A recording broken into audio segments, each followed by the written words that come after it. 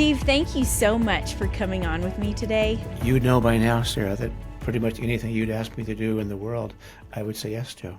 So, It's thank true. you. It is true. Well, I want to tell you, and you already know this because I've told you before, but your book, Visions of Vocation, has been so influential to myself and my husband, John. And also, you have another book that's been very influential to us as well. It's called Fabric of Faithfulness. So you guys go check out both of those books. There's Steve Garber has other books as well. So if you want to hear more from Steve, just go to Amazon, type in Steve Garber, and you will find a whole list of books to read. But I want to specifically talk to you about the way you talk about vocation. But first, I want to tell you that when I started the Strong Women podcast, so many people said, "What do you mean by a strong woman?" And I kind of formulated a loose definition, and I borrowed or stole, I don't know, however you want to say this, but from your book. And here's my definition. I want to hear your thoughts on it. My definition of a strong woman is, drumroll please, she develops eyes to see the world around her with all its beauty and brokenness, and chooses to love as Christ loves with the giftings she's been given in the corners of the world that she's been placed. What do you think? That's Did very I good, steal all of Sarah. that from you? That's very, very, very good. I like how you said that actually. So, yeah, I mean, it is what Yeah. who you are. It's who I am, and so we have, agreed together that, you know, that something about what those words say gets at the heart of what I understand your work is all about. So good for you. Yeah. Yeah. But let's start with probably where we should start, and that is defining our terms. So when we're talking about vocation, that word might be new to a few people. And so let's talk about the difference between vocation and occupation. So the big issue here, the line in the sand question is there a God who has spoken or not? That's really the line in the sand globally in every time and every place. Is there a God who has spoken or not? And so the idea of that, the thesis that written into that is what vocation is all about.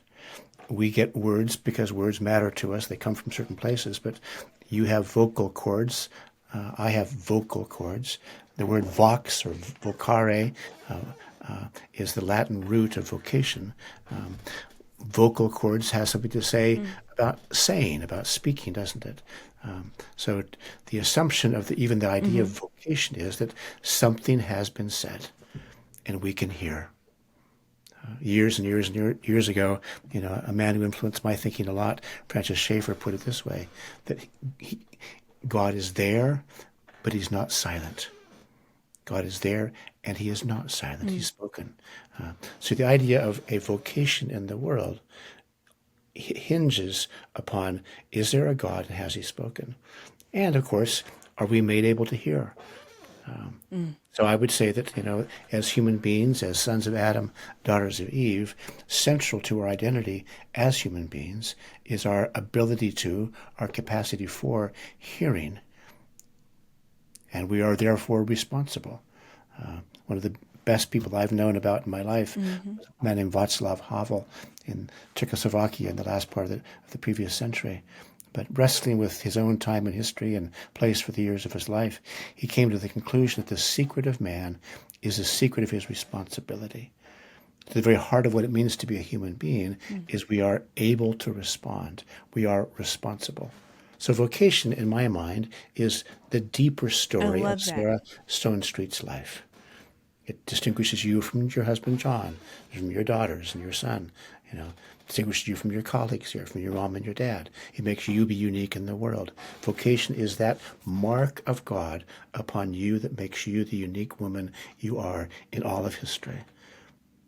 Dispositions, interests, gifts, ideas, things you care about and don't care about, things you're good at and not so good at, things that make you be you. Vocation is a word that gets at that deeper story that makes you be Sarah Stone Street in the world. That was true of you when you were 4, Mm-hmm. true of you when you were 12, when you got to be 18, you got to be 28, and when you got to be 43. And I mean, it is a deepened sense of who I am and why I am, and therefore what I will do with my life. So those 3 questions in my mind, Sarah, are central to what vocation is about. Who am I, and why am I, and therefore what will I do with Mm-hmm. my life?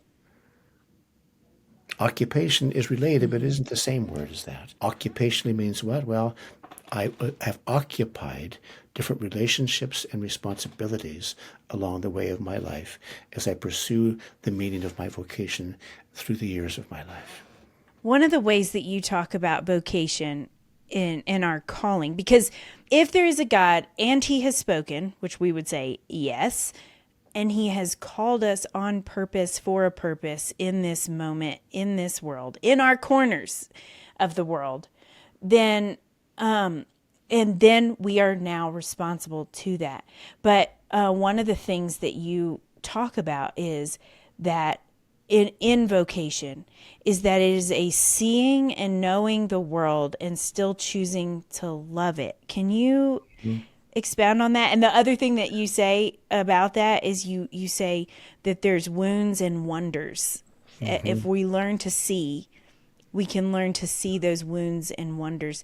So I just want to hear what you have to say about that. If we listen to Jesus, we realize that again and again he asks the question, do you have eyes that see? Sometimes he says, do you have ears that hear? But those questions come time and again from Jesus, the pedagogue, the master teacher. Do you have eyes that see? Do you have ears that hear? So there's something about that in us and for us which has to be seen as central. The very first story he told, the parable we call the seed and the soils. It's a simple, agricultural, short story. Seed goes here and here and here and here, and then he says simply, if you have ears to hear, then hear. And then he walks away. For those of us who think about it very much, we might think, but Jesus, you didn't tell them what it was about, I mean, you didn't dot the I here. You didn't cross the T. Where is the gospel? Where's the Christ in that story? But Jesus didn't do it that way. And for him, he was in some ways with Havel 20 centuries later saying, but the very secret of what it means to be a human being is our responsibility, our ability to respond. So he's putting it on those who are hearing to say, do you have ears that hear? Do you want to understand this? And of course, it's those who say, but Master, what do you mean by this? He says, well, I mean this by this. So I would say that in the teaching of Jesus, it is central to place the burden of responsibility on those who are seeing and hearing. And realizing that, again, going back to the very beginning of time, and this could be, a longer conversation, Sarah, and I would enjoy that with you. But from the very first conversations we have recorded in the scriptures in Genesis chapter 3, we see that, in the mysteriously, strangely named tree of the knowledge of good and evil, the question that comes out of that first temptation is, what will you do with what you know? Adam and Eve knew. They chose not to be responsible for what they knew. They chose in some ways to say, well, okay, but, I'd rather do this instead. I'd rather go this way. I'd rather not think about it like that, you say. I don't want to be responsible for having heard this from the Lord God himself in that way. I want actually to do this instead. I would argue, in fact, that out of Genesis 3, that question, what will you do with what you know, echoes across time into every century, every culture, every civilization. It's the very heart of what it means, I would say, to be a human being in the world. What will you do with what you know? So for me, this question of vocation is only really understood in light of, that you've been given certain things to be responsible for, as Sarah Stone Street in the world. Different than, related to John's, but not the same as John's. What is yours to see? What is yours to understand? What is yours to know and to love? Because again, that first primordial question is, what I will you do with love what that. you know? what is yours to know and then to love. What is yours to know and what is yours to love? And I think you hit on something earlier too of we are uniquely gifted, but we understand those giftings in community. And we're so individualistic, it's hard for us to understand that. Mm-hmm. But as Christians, we can understand this because, well, first of all, as Christians, we know there is a caller. And so we know that we are called and that we are responsible and we can respond. But as far as like, let's talk about the importance of community in understanding our vocation, because it always starts with what are we responsible for, right? What are we to respond to? And my pastor said in his sermon this week, our calling is activated in church community. I think your pastor's a good pastor, Sarah. One of my teachers was a man named Leslie Newbegin, who made an argument in a book called The Gospel in a Pluralist Society. And he said this at the very end, which kind of shocked me initially. I didn't think, how could this be possibly true? But I was younger and he was older and he was wiser and I wasn't so wise. But he said this, that the congregation is the hermeneutic of the gospel. Now, hermeneutic's a bigger word that we don't need to labor over here. It simply means that how do we understand what the Bible's teaching? And what Newbegin was arguing was that we don't understand what the Bible teaches, how to interpret the scriptures, unless we see, in fact, that the congregation is that which God chooses to do his work in the world. He chooses to be seen. God himself chooses to be understood in and through the congregation of his people. That's profound. Mm-hmm. It's what your pastor was saying to you this past week. Mm-hmm. Yeah. I think another thing that I want to highlight about how you're talking about this is what are we responsible? Oh, wait, how did you say it? What are we responsible for to see and to love, right? Did I say that right? To know and to love. Yeah. To know and to love. Okay. I think that's such a good question to start with because I don't know about y'all listening, but I tend to want to jump over what's right in front of me. I want to do something big or seen or, when it comes to living out our calling, I tend to want to say, well, I don't want to do the small things. Although I'm getting way more comfortable with it the older I get, I'm realizing the significance of it, of those small things, and I'm training myself to look first to the small things and not jump over them, because that is where we're first called to know and to love, is right in front of us, right? It's where it begins. It has to begin there, actually. Do you want to add anything to that? No, I could add a lot to that. But I'm thinking, Sarah, about this cross stitch that my wife Meg made for me many years ago. I read over the course of several days one time Charles Dickens' novel David Copperfield, and I was taken by the story. I just loved the story, and I wrestled and I wrangled, and I worried about it, and I wanted David to come out of the story well, and but along the way he falls in love with a pretty young thing, Dora was her name, and she's cute, and she has a cute little dog, and who yip yaps, way too much, but David's smitten by her, but she's not very strong. Do you remember your podcast here, The Strong Women? She's not a very strong woman, and she begins to die way too soon in their young marriage, and she's upstairs being cared for by a nurse, and he's downstairs looking at the fire, as she's pondering their short life together, their short love together, and he says to himself that trifles make the sum of life.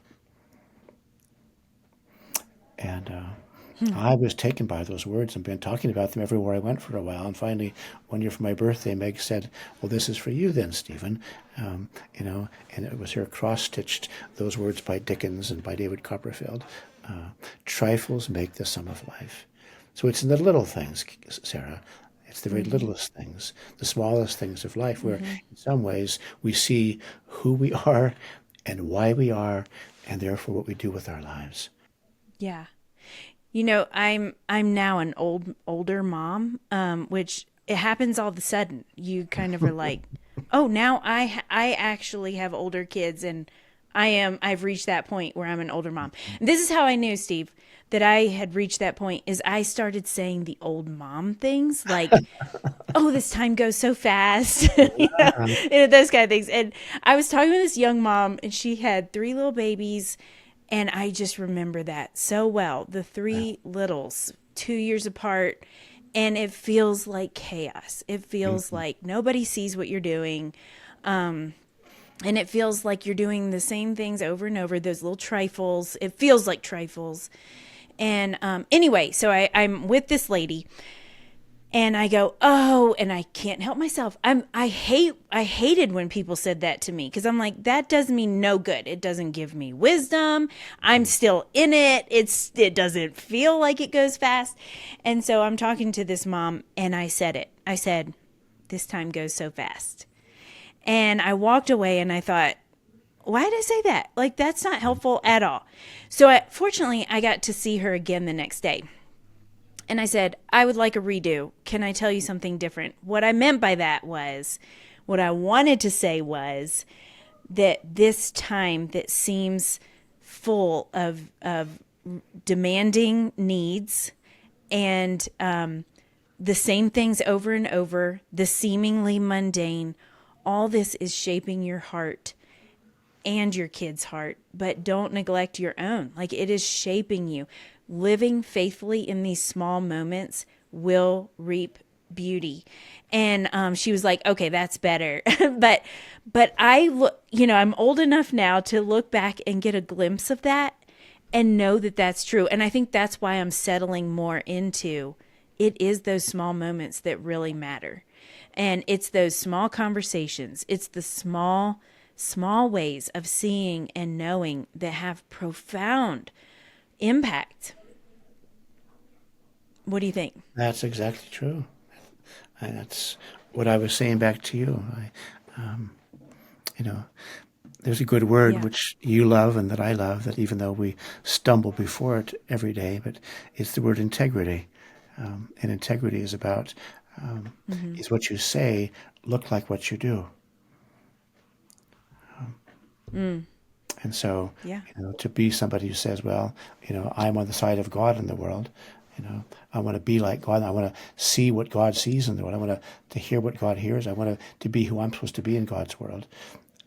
Well, of course, I mean, the best stories you can tell about your marriage over the course of years is that when you are that kind of a wife and a woman in John's life. The sadder stories are, of course, when there's dissonance, when you've stumbled together, when you've had to say, I'm Mm-hmm. so sorry, John, or I'm so sorry, Sarah, because you've stumbled together. That's the way it is for my wife Meg and I know.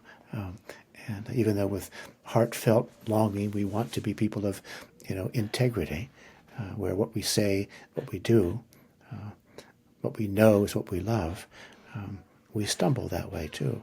Mm-hmm. And but I would say integrity is a good word to ponder on this question of, of is what we say matters to us actually look like the lives that we Mm-hmm. live?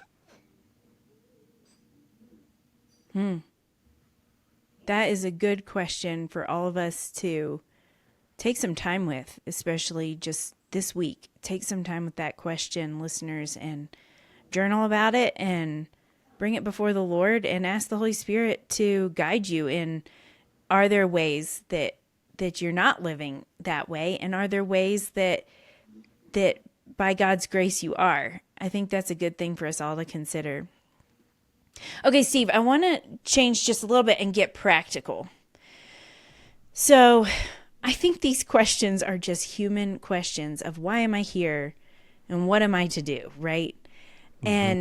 And I think we all have moments where we wrestle with that, or wrestle with it, but also like, are my giftings significant? Is my calling significant?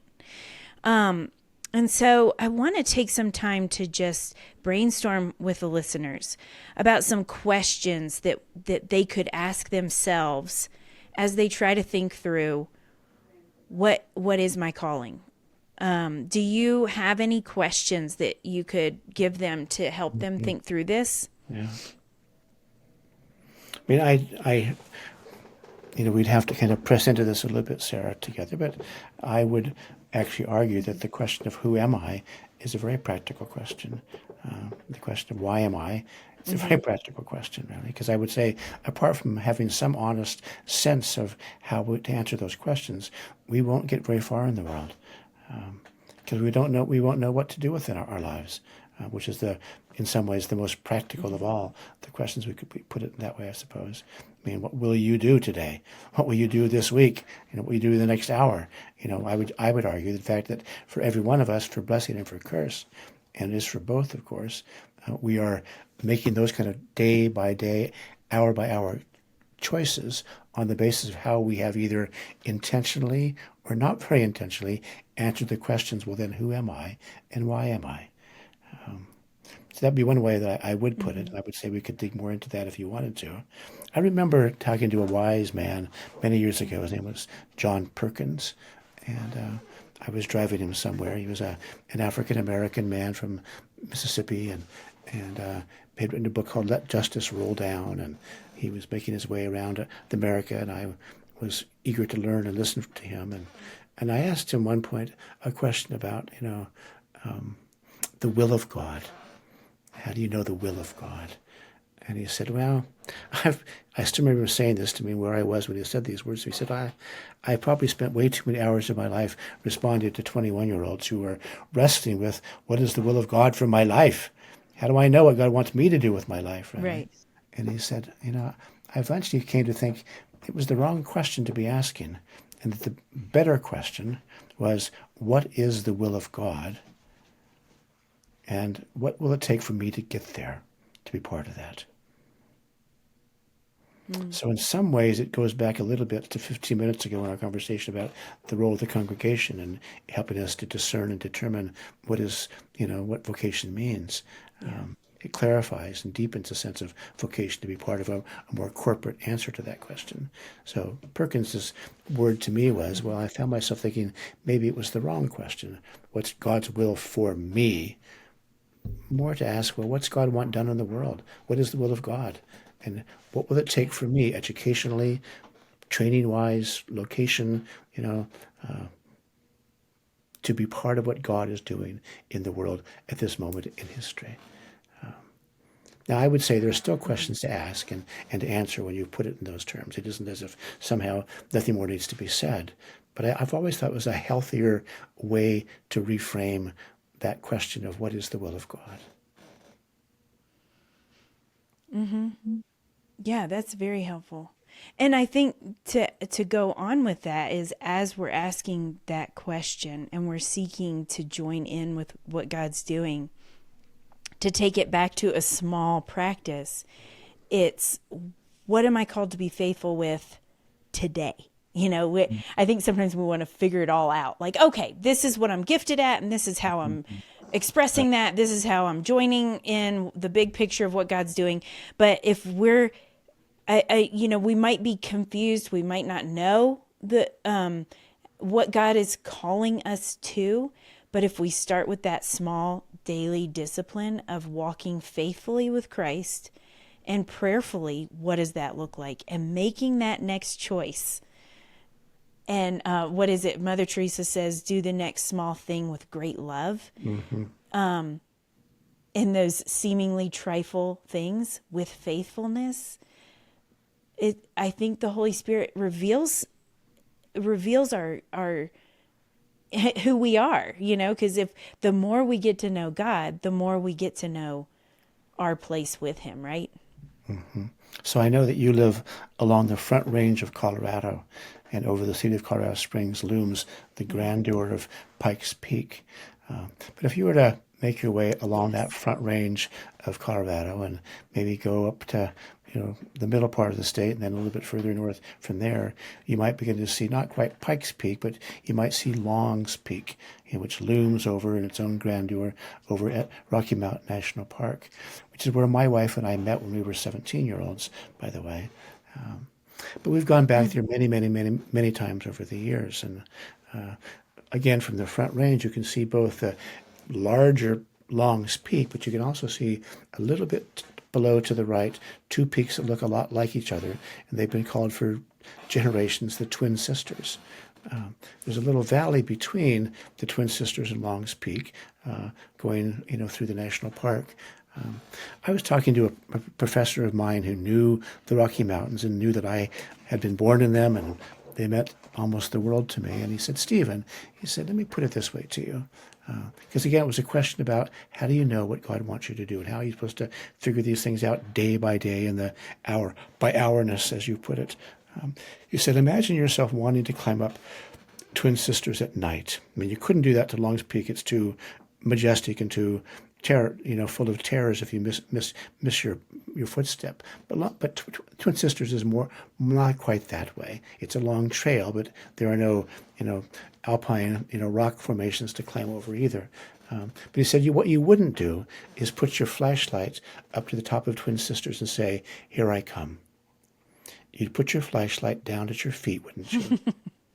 and he said you'd take the next step. He says, God in the Scriptures promises that His Word will be a lamp unto our feet. And that image has been helpful to me for all of my life now, Sarah, to think, well, I wouldn't put the flashlight to the top of the peak. I'd put it down at my feet to say, what's the next step to take? Oh, that's such a good illustration. Okay, Steve, we're coming to the end of our time. And I've got a couple more questions to end with. But is there anything else you want to say before we close this part of our conversation? I would say that there is something in all of us. Again, you've heard me draw upon this image. It was George MacDonald's image originally. C.S. Lewis drew upon it, so I'm standing in good company. But I find the imagery of sons of Adam, daughters of Eve to be very good language to think about. Because in some ways it puts us all on the same level, on the same kind of places of origin. We are human beings. We're sons of Adam and daughters of Eve. I would say that being in the image of God that we are then, God has placed within us a longing for something more coherent and in some ways a dissatisfaction with what is not very coherent, what is more dissonant within us. I think that we're just made that way. And if we want to tease that out, we could talk about that for hours together, Sarah. But I think most of the unhappiness that comes in life, however it's manifest, comes because there's some sense of conflict within one's own being, some tension within one's heart between being, I was made for this, and yet, I don't. Even as a lover of Christ, the Apostle Paul in the book of Romans said, I know, but I don't do. And he wrangled over that. It caused him great conflict in his own being, really. So I would say that for all of us, there's a longing for something more coherent. I think the idea of vocation has the promise of giving us that kind of coherence. I was speaking a few years ago to another Anglican church, not unlike yours in the Springs, St. George's, but this was in Durham, North Carolina for a weekend, kind of like what I have done for you over time. And a lot of Duke University, UNC, Chapel Hill professors and families, and others from the Research Triangle were part of the church. And I met a man there who, when I saw him in the audience, over the weekend, I thought, I don't think he likes what I'm saying. I don't even know who he is, but he seemed to have a troubled face. I wasn't sure I was communicating very well. At lunch, to my regret or my wincing, he said, can we talk more about all this? And I thought, no, I don't want to talk to you because you didn't seem to really get what I was saying. Anyway, it turned out to be he was the head of radiology, of radiological medicine at Duke University Medical School. And a wonderful man who just said, I never heard this idea of vocation before in my life before today. So I just, from my mind, is just on run thinking, what all could this mean then? He said, for me, he said, my work is to be, on the one hand, a scientist, but on the other hand, a bedside doc. I have to look through all the sophisticated machinery and the cameras and the lenses I have access to in radiology at Duke Medical School, trying to make sense of cancers and not cancers and whatever they are, the hurts of a human body. But he says, then I have to walk from that room to room 213 and, the hospital where I'm supposed to talk to somebody who's needing to hear from me. Am I going to die or am I going to live, doc? It says, I've never been able to figure out how to do that together. Because maybe what you're saying, Steve, is this idea of vocation could give coherence to my life. We become quite dear friends from that Saturday afternoon, walking around a lake from that day, and in ways which probably would surprise you. But we have talked and thought about all of these things and more in the years since then. But I think for all of us, there's a longing for something more coherent. Yeah. That is a great way to say it. What a sweet friendship that started with you not even wanting to talk to him, thinking he was misunderstanding you, and then he actually was getting it. That's so cool. Okay. What books are you reading right now? I'm always reading books.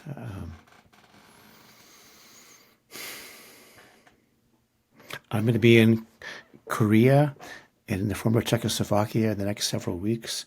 I'm taking part in some projects that are very good. It's good work to be part of in my life. I'm grateful to be drawn in, to be speaking in different places with different people, and so I have purchased books that will allow me to understand more about both history and culture of Korea, but also of former Czechoslovakia. I've been to Europe many times, to this place we now call the Czech Republic and Slovakia on many occasions. I've come to love people there very deeply, actually. And they are brave and courageous and visionary, and that's true in a different way of the people in Seoul and South Korea, but I've not been before. So right now I am reading, trying to make sure that when I'm there, I understand where I am. So. And I, as you know, because I'm To always know reading, it and I'm love it, always right? reading novels too. I have.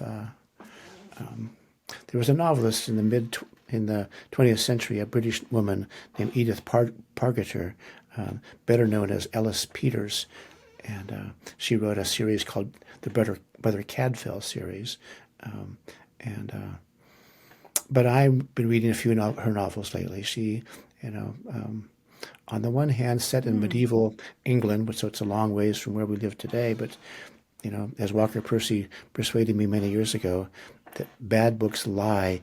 They lie most of all about the human condition. And of course, the reverse of that is profoundly true, that good books tell the truth about the human condition. So even though medieval England seems, a million miles from where I live my life, she writes very tellingly with much insight into what it means to be human and what it means actually to live a life before God in the world. Because she writes about, monks and monasteries and kings and queens and barons and their ladies, and but they're all people in some ways who live a life under heaven, and they're not in some ways Christian stories for Christians to read in a more parochial way. She's a very, very gifted writer, but she writes honestly about people who live lives of faith and hope and love too, and so I love to read her work. There are so many books that I've read that have become my favorite because of your recommendations, Steve. And when you came to our church several years ago, you gave a whole list, probably 10 different books that you thought really told the story of loves and longings really well. And two of those have really stuck with me, and that is Anna Karenina and Kristen Lavransdatter. Oh, wow. And I have recommended those so many times. I've reread them several times. And so you guys, when he says to read something, you guys, or that he's reading something, you should pick it up because it's bound to be great. So so we should have a conversation about books sometime, Steve. Are you up for that? Yeah. With you, anything. Yeah, Sarah. let's do it. Okay, last question, and then I'm going to let you go and go back to those grandbabies. And that is, what woman from history would you choose to have coffee with? I've thought about that because, you know, you mentioned that you might want to know about that. And how many women are there out there? But I chose these two women. I'm choosing two, both named Margaret. So my wife was named Margaret Ann by her mother and father. She was at seventh grade became Meg because they wanted to choose the nickname. So she's been Meg for all the years I've known her. But she was named after two Margarets who were martyred in the Scottish Reformation years, so 350 years ago.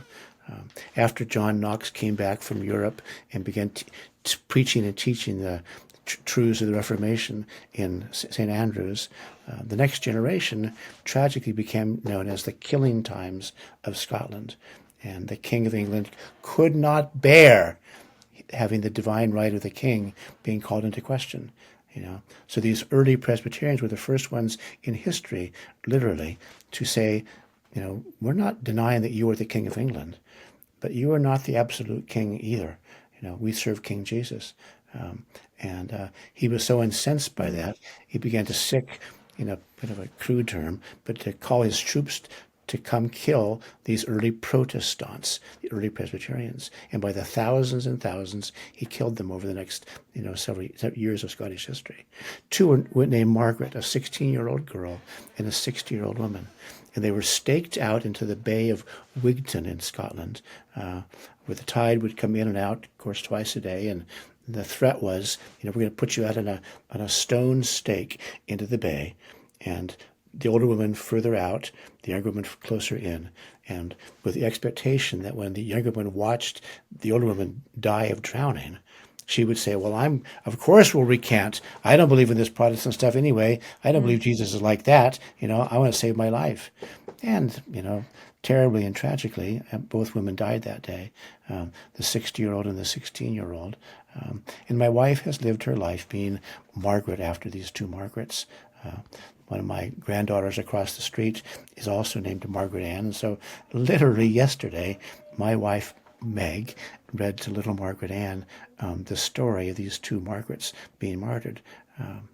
I would love to sit down, have a cup of tea, with these two Margarets someday, just to ask them questions about who were you and why were you and why did you do what you did and why did you choose, in fact, when push came to real shove, to say, no, my loyalty is so deeply committed. My deepest love is for God himself. And whether I live or whether I die, in fact, that will not be what matters most, because you see, I believe that God is God. I'd love to hear the stories of their lives. Wow, what namesakes. That's amazing. I would love to ask them too, because your loyalty is formed. So it's not like they woke up that day and were like, okay, today I'll be loyal to Jesus. It was a pattern from the very, somewhere it started, where they decided in the little and big things that they would be loyal. And that's what I'd love to hear from them. What were those pivoting choices for them that kept them on that trajectory? That would be a fun conversation. That's exactly right. I mean, one of the other people, I would just give you this last word, then you can sign off. But one of the teachers in my thinking has been an Oxford moral philosopher named Iris Murdoch. But she said what you just said, but in her own way, Sarah. She said, at crucial moments of choice, most of the business of choosing is already over. That's so good. That is so good. Yeah. Well, Steve, it has been a delight, as usual, to have you Sarah, on and to just spend this time with you. good to see you, and Yes. you too. You're a dear one in my life, so it's good to see you again. Yes. Thank Okay? you. And thank you, listeners. I'll see you next week.